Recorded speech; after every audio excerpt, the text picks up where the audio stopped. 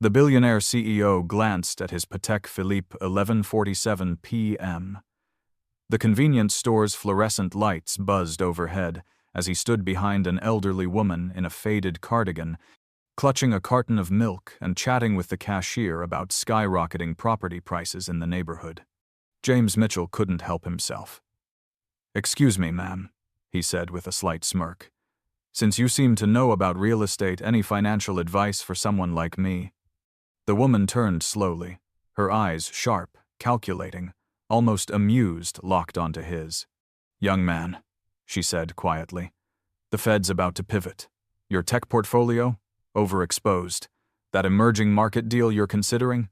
A trap. And if you don't hedge against the currency fluctuation in Southeast Asia, within 6 weeks, you'll lose more than your investors trust." James froze. She'd just described his company's exact situation information that wasn't public. "Who are you?" James Mitchell had spent 17 years building Mitchell Capital Management into a $3.2 billion empire, and every single day of those 17 years had been about proving something. Not to his investors, not really. Not to his competitors or the financial press, or even to himself in any way he'd consciously admit. He was proving something to a ghost, to the memory of his father standing in their Cleveland kitchen 23 years ago, arms crossed over his factory uniform, face hard with disappointment. "Business school?" his father had said, the words dripping with contempt. "That's for rich kids who already have daddy's money to play with. You think you're going to compete with them? You think they're going to let some nobody from Cleveland into their clubs, their deals, their world?" His father had turned back to the television, dismissing him. "You're wasting time and money chasing something you'll never catch. But go ahead, learn the hard way like I had to." James had stood there, acceptance letter from Ohio State in his hand, scholarship that would cover tuition, but not the shame of being the poor kid in a room full of legacy admissions. He'd wanted to tell his father that he was smart enough, driven enough, hungry enough to succeed despite everything stacked against him. Instead, he'd folded the letter carefully and walked out, letting his father's words burn into him like a brand he'd spent 2 decades trying to remove through sheer accumulation of success. Now, at 45, standing in a convenience store at midnight, that ghost had just been conjured by an elderly woman in a faded cardigan who'd somehow seen through 17 years of armor in 30 seconds. James Mitchell, CEO, billionaire, master of markets, reduced to the scared kid from Cleveland who'd never quite believed he belonged anywhere. The woman smiled, and James saw something in her expression that unsettled him more than her impossible knowledge: recognition. She'd seen this before. She'd seen him before, or someone exactly like him. "I'm Eleanor Thompson," she said, and the name meant nothing until she added, "Thompson Trust Fund. Perhaps you've heard of it?" The ground shifted beneath James's feet. Thompson Trust Fund was legend, the kind of story they told in business school case studies. The woman who'd built a $2 billion fund from nothing, who'd called every major market move of the 90s with eerie precision, who dissolved everything at the absolute peak and vanished without explanation. The mystery that became mythology. "You're that Eleanor Thompson," James breathed. "The one who predicted everything," Eleanor finished quietly, and then walked away from all of it. "There's a diner 2 blocks down. If you want to know why someone would trade billions for a life most people would consider ordinary, meet me there. If you want to know why I can read you so easily, why I know exactly what trap you're walking into both in markets and in life, I'll be there for the next hour." She left without waiting for an answer, and James stood frozen with his forgotten water bottle, feeling like the universe had just cracked open to show him something he wasn't sure he wanted to see. 10 minutes later, he slid into the booth across from Eleanor in Murphy's Diner. She didn't look up from her book immediately, letting him sit in the discomfort of having chased after a stranger who'd unnerved him. When she finally closed the book and met his eyes, her expression was gentle but unyielding. "You came because I knew about your Southeast Asian deal," Eleanor said. "But that's not the real reason you're here. You're here because I saw something in you that you spend a fortune and enormous energy hiding from everyone, including yourself. You're here because for just a moment in that convenience store, you felt recognized in a way that terrified you. James wanted to deny it, to retreat behind his CEO persona. Instead, he found himself asking, "How did you know about the deal?" Eleanor took a slow sip of terrible diner coffee. "I didn't know specifically about your deal. I know patterns. Human patterns, market patterns, the patterns of how intelligent people destroy themselves through predictable psychological weaknesses." She set down her cup. Every 10 years, a new generation of investors who didn't live through the last crisis convinces themselves that this time is different. Right now, Southeast Asian markets are showing the exact same signals that preceded '97. And men like you, brilliant, driven, desperate to prove something, you stop seeing warning signs because acknowledging them feels like admitting weakness. "You don't know anything about me," James said, but the words came out defensive rather than confident. "I know everything about you," Eleanor replied softly. "Because I've seen you 100 times, different faces, different names, but the same wound driving them. Let me guess, father or mother figure who told you that you weren't good enough, wouldn't make it, didn't belong in the world you were trying to enter. So you spent your entire adult life proving them wrong, accumulating success like armor, but it never feels like enough because you're not actually trying to prove it to them anymore. You're trying to prove it to yourself, and that's a fight you can never win by winning." James felt something crack in his chest. "My father worked in a factory. He thought business school was for rich kids with trust funds. He said I'd never belong, that they'd never let someone like me into their world. And now you're a billionaire," Eleanor said. "You've objectively proven him wrong in every measurable way. But you're still running scared, still trying to earn permission to exist in spaces you've already conquered, still taking risks you shouldn't take because pulling back feels like admitting he was right." She leaned forward. "I was married to someone like you. William Thompson, perhaps you've heard the name?" James had. William Thompson had been legendary in economic policy circles, an advisor to presidents, a Harvard professor whose papers had shaped monetary theory. "Your husband was William Thompson, the economist?" Eleanor's expression softened with old pain. "He was, and he was brilliant, truly brilliant, but he carried wounds similar to yours. His father had told him he was too soft for academia, too theoretical, that he'd never amount to anything practical. So William spent his entire career trying to prove he was the smartest person in every room, that his ideas mattered, that he deserved respect. He worked himself nearly to death before his diagnosis, convinced that the next achievement would finally be enough." She paused, her fingers tightening around her coffee cup. In August of 1999, William was 53 years old. We'd just returned from a vacation in Maine, our first real vacation in 3 years. He'd seemed off the whole trip, forgetting small things, mixing up names of places we'd been together dozens of times. I told myself it was stress, exhaustion, the pressure of his work. Eleanor's voice took on a distant quality, as if she were watching a scene play out in her mind. "We got the diagnosis on a Tuesday afternoon, early onset Alzheimer's.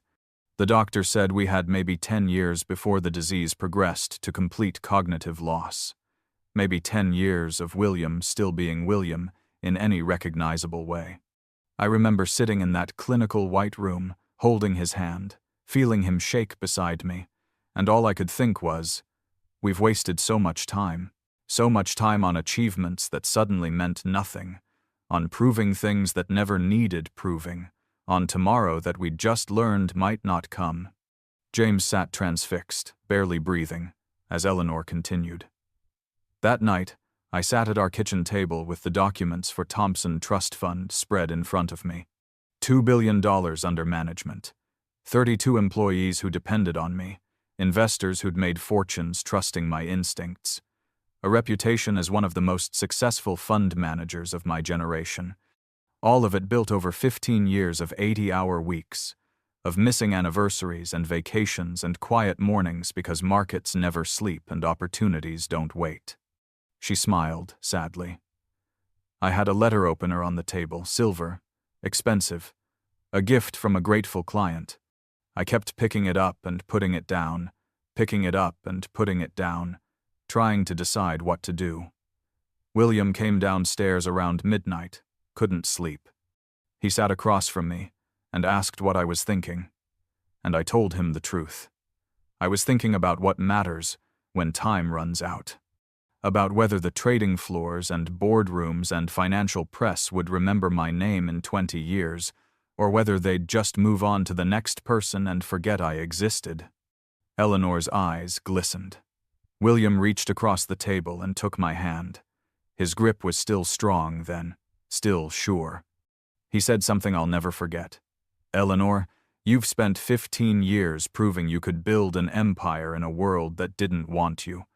You've proven it beyond any doubt. The question now is whether you want to spend the next 10 years maintaining that empire or actually living the life that empire was supposed to make possible. And I knew. God, I knew instantly what I had to do. You dissolved the fund, James said quietly. I dissolved everything, Eleanor confirmed. Within 3 months, I'd liquidated all our positions, returned capital to investors with returns that beat every benchmark, dissolved the corporate structure, and walked away. My partners thought I was having a breakdown. The press speculated about scandal or hidden losses or SEC investigations. The truth was simpler and sadder than anyone imagined. I chose to actually live, while the person I loved could still remember why living mattered. James felt his throat tighten. How long did you have? Eleanor's voice dropped to barely above a whisper. 5 years of him really being present. 5 years of morning coffee on our porch, of reading books aloud to each other, of traveling to places he'd always wanted to see but had been too busy for. 5 years of him knowing my name, my face, our history together. Then 3 years of slow decline days when he thought I was his mother, nights when he didn't recognize our home, moments of clarity that became rarer and more precious. The final 2 years, he was gone entirely. The brilliant mind that had shaped economic policy was just empty. She pulled out a worn leather journal, its edges soft from handling. This was his. He wrote in it every morning, for 30 years, observations about markets, human behavior, the meaning of success and failure. He wrote the last entry 2 days before he couldn't remember what writing was. She opened to a random page, and James could see elegant handwriting filling the lines. Listen to this entry from 1996. Met with the president today about interest rate policy. He took my advice, which should feel validating. Instead, I keep thinking about how Eleanor had to cancel her sister's visit to cover my schedule. How much of our life together has been sacrificed for my need to matter in rooms that won't remember my name when I'm gone? When did I start measuring success in other people's opinions, instead of the quiet joy of a shared meal or an afternoon of doing nothing of importance together? Eleanor traced the words with her finger. He knew. He understood the trap he was in, but he couldn't stop running until the diagnosis forced him to stop. By then, we'd wasted so many years, so many ordinary moments we could have cherished. James felt tears burning in his eyes. And you regret nothing? I regret that we didn't have more time, Eleanor said fiercely. I regret that I didn't walk away sooner, that I let so many years pass in boardrooms instead of living rooms. I regret every moment I chose, proving myself over being myself. But walking away when I did? Choosing those 5 real years over 10 more years of empire building? That's the only decision I've ever made that I'm completely certain was right. She closed William's journal and pushed it across the table toward James. Which brings us back to you and your Southeast Asian trap. You asked how I knew about it. The truth is, I've been analyzing markets as a hobby for 25 years because old habits die hard. I have friends who still give me access to research platforms, former students who share insights, and 4 decades of experience reading patterns. I knew someone like you would be walking into this exact trap because someone like you always does. What I didn't know was whether you'd be wise enough to listen when someone tried to warn you." Eleanor leaned forward, her gaze intense. "Your competitor, Bradley Hoffman, is setting you up. He's not buying into these markets, he's positioning to short them and profit when they collapse. And he's counting on you being predictable, on your need to prove yourself, driving you into overcommitment. You're about to bet $500 million not on market opportunity, but on the ghost of your father being wrong about you. That's not investment strategy. That's expensive therapy you're making your investors pay for." James felt the words hit like physical blows. "How do you know about Hoffman?" "Because 30 years ago, I mentored a young analyst named Patricia Reynolds," Eleanor said. "Brilliant woman, fierce, determined to succeed in a world stacked against her. I taught her everything I knew: pattern recognition, strategic thinking, how to see the chess game 10 moves ahead. She's now Hoffman's chief strategist, and this elaborate trap has her fingerprints all over it. Patricia came to see me last month. Didn't say anything directly, but she didn't have to. I taught her to think. I know how she moves pieces on the board." Eleanor pulled out papers showing complex market positioning. "Look at this carefully. Hoffman isn't participating in the opportunity. He's creating the appearance of opportunity to bait you into the trap, and you're walking into it because pulling back would feel like weakness, like your father was right about you not belonging." James stared at the analysis, his mind racing. Everything Eleanor was showing him was correct, devastatingly, undeniably correct. The warning signs were there if he was willing to see them. Catherine Wright, his CFO, had been trying to tell him the same things for weeks. He'd dismissed her concerns as excessive caution, unwillingness to take bold risks.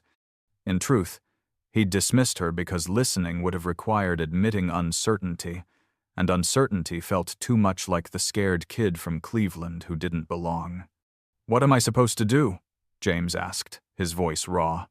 "I've spent 6 months building this deal. My board has approved it. My team believes in it. If I pull back now, they'll think I've lost my edge, that I'm scared, that maybe I never belonged at this level in the first place." "There it is," Eleanor said softly. "That's the real fear. Not losing money you're smart enough to rebuild from financial losses. The real fear is someone confirming what your father told you, what you've spent 17 years trying to prove wrong but never quite believing you succeeded." She reached across the table and put her hand over his. "James, listen to me carefully. You already belong. You built a $3 billion company from nothing. You've beaten every benchmark for 17 consecutive years. You've made fortunes for people who trusted you. You've succeeded by every external measure that exists. But you're still running from a ghost, still trying to earn permission you've already been granted, still measuring yourself against a standard that was always unfair and wrong." Eleanor's grip tightened. "The courage you need right now isn't the courage to push forward despite fear. It's the courage to pull back despite pride. The wisdom to say, I've been shown new information, and the smart thing, the actually intelligent thing, is to adjust my strategy. That's not weakness. That's the difference between a good investor and a great one, between someone who sometimes succeeds and someone who consistently survives." James felt something breaking inside him, years of accumulated armor cracking under the weight of truth he'd been avoiding. "I don't know if I can do that. I don't know if I can face my board and admit I'm changing course based on," he gestured helplessly, "based on a conversation with someone I met in a convenience store." "Then don't frame it that way," Eleanor said practically.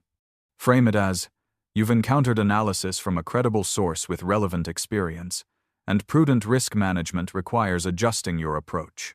Propose a pilot program 50 million instead of 500, strict evaluation criteria, clear stop-loss parameters. You still get exposure to the opportunity if it's real, but you limit catastrophic risk if it's not. That's not retreat. That's intelligent strategy." She pulled out a notepad and wrote an address. "Come to my apartment tomorrow evening, 7 o'clock. I'll show you everything I've been tracking, the full analysis, the historical parallels, the positioning that suggests Hoffman's trap. You can look at my work in detail, Verify my reasoning. Make your own judgment. No obligation, no strings. If you decide I'm wrong, you'll have lost 2 hours. If I'm right, I'll save you from destroying everything you've built." Eleanor stood, leaving money for her coffee. "But understand something, James. This isn't really about markets or deals or money. This is about whether you're ready to stop running from your father's ghost and start living for yourself. Whether you're brave enough to measure success by your own standards, instead of constantly trying to prove something to people who either don't matter or are already convinced." William spent his whole life chasing validation he never quite believed he'd earned. By the time he understood it didn't matter, he'd run out of time to live differently. Don't make his mistake. Don't be so busy proving you belong that you forget to actually live in the life you've built. She walked out of the diner, leaving James alone with William Thompson's journal, an address scrawled on a napkin, and questions he'd spent 17 years avoiding. He sat there long after his coffee went cold, finally opening the journal to random pages, reading the observations of a brilliant man who'd understood his own trap but couldn't escape it. One entry from 1998 caught James's attention. "Eleanor asked me today what I wanted my legacy to be. Not my professional accomplishments, but what I wanted people to remember about who I was as a human being." I couldn't answer. 48 years old, advisor to presidents, published in every major journal, and I can't answer what should be the simplest question in the world. Because my answer would be, I want to be remembered as the smartest person in every room. And I finally understand that's not a legacy, it's a pathology. Intelligence without wisdom, achievement without purpose, success without ever feeling successful. What kind of life is that? James closed the journal carefully, feeling the weight of William Thompson's hard-won understanding pressing against his chest. He pulled out his phone and did something he almost never did. He ignored the 57 unread emails and called his sister instead. "Jamie?" She sounded confused and slightly worried. They hadn't spoken in 4 months. "Is everything okay?" "I don't know," James admitted. "I met someone tonight who made me see things about myself I've been avoiding. And I realized I couldn't remember the last time I called you just to talk, just to connect with family, without it being a scheduled holiday obligation." His sister was quiet for a moment. "You sound different. What happened?" "I met the ghost of someone I could become if I don't make different choices," James said. "A brilliant man who spent his life proving things that didn't need proving and understood too late what actually mattered." He took a deep breath. "Tell me about your kids. Tell me about your life. Tell me things that have nothing to do with money or success or markets. I need to remember there's more to existence than the race I've been running." They talked for 90 minutes. His sister told him about his nephews and their soccer games, about his niece's art project, about their father's declining health, and increasing regret about the things he'd said years ago that had driven wedges between them.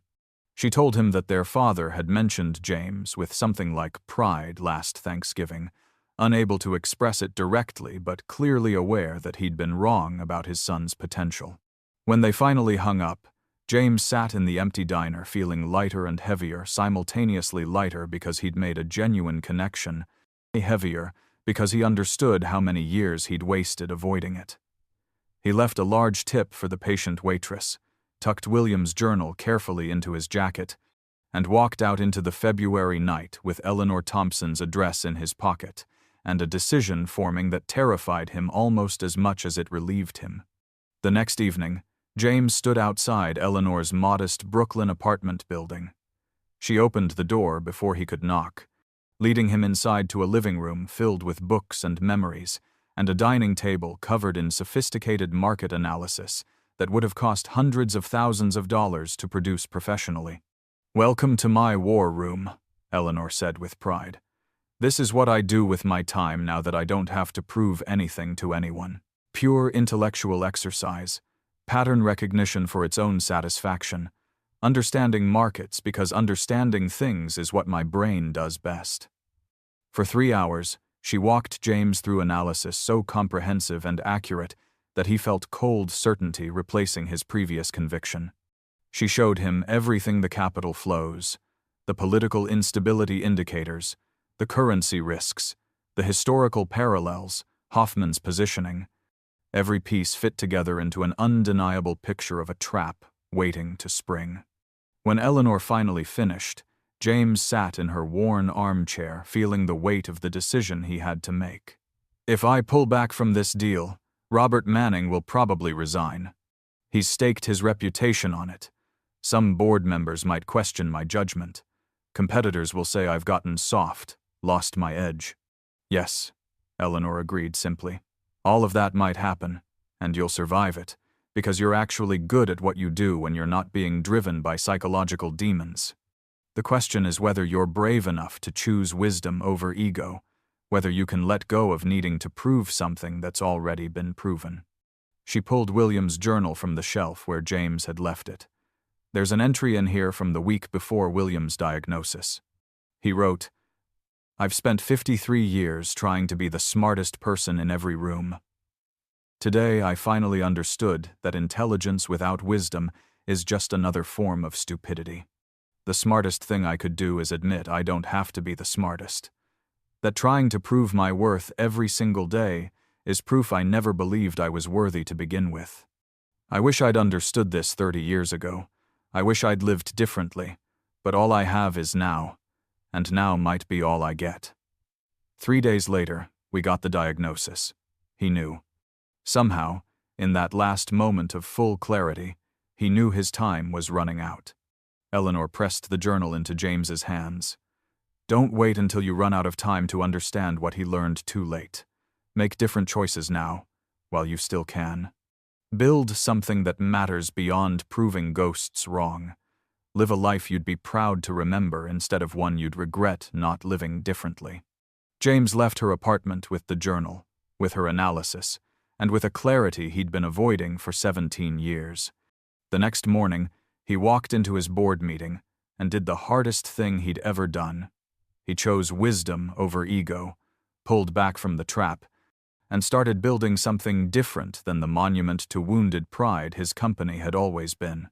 3 months later, watching the Southeast Asian markets collapse exactly as Eleanor predicted, James understood he hadn't just saved his company, he'd saved himself.